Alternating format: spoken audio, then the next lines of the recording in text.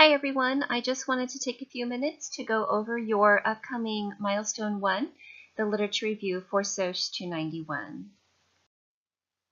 The first question that I want to address is, what is the purpose of the Literature Review? And the first thing that we want to do is to define the problem that is being addressed at your volunteer site. What is the issue? What are the different aspects that go into some of the social issues that you're working on when you're on site? From there, you'll want to formulate a research question. You'll want to explain why this is a topic for sociology, how your issue is related to sociology, generally speaking.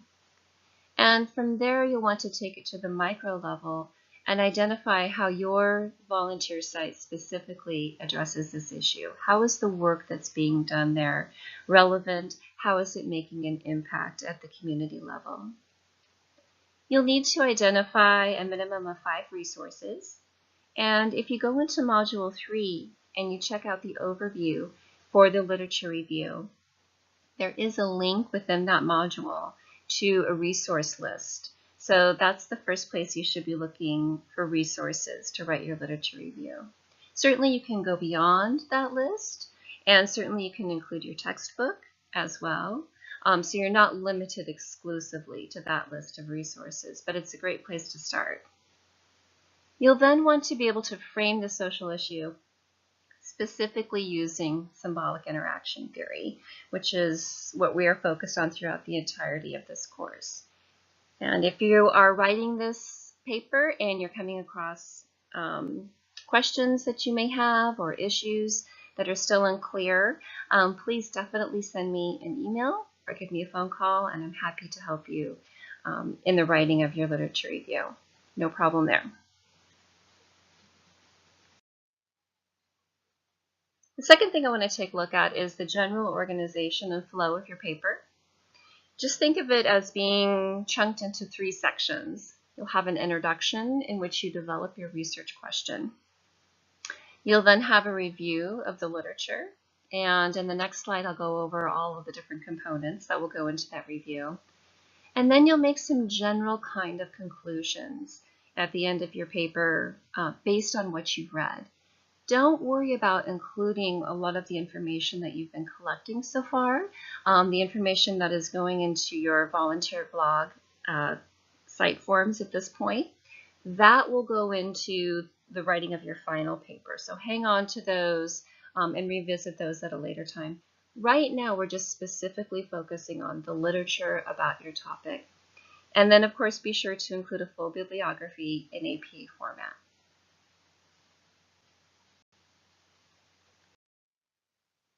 So what are the key components that I will be looking for as I'm grading your literature review?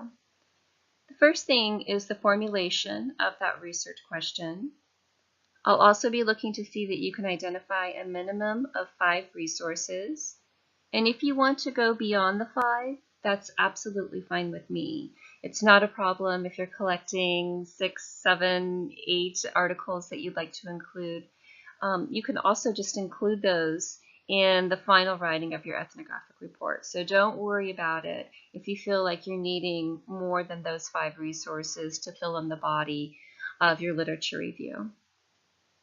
Is there an incorporation of the literature? In other words, are there connections or patterns that you can identify among and between the differing articles that you're reading about your social issue? You'll want to go into an evaluation of the literature. Are the authors making a good argument? Is it a valid argument? Is it convincing? You'll then want to go even deeper into the credibility of the sources. What are the strengths and weaknesses that you can identify? You can even look at this piece as sort of a pro and con approach, or a point and counterpoint approach, so that you're just giving me a complete picture of the information that's out there regarding your sociological topic.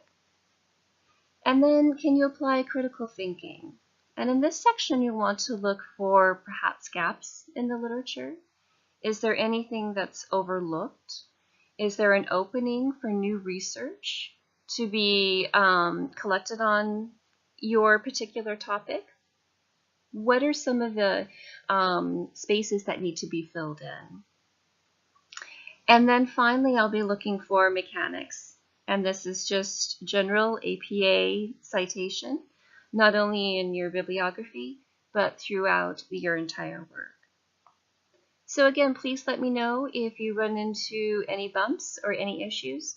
I'm definitely here to support you, and I'm available by phone or email. Thanks a lot, guys.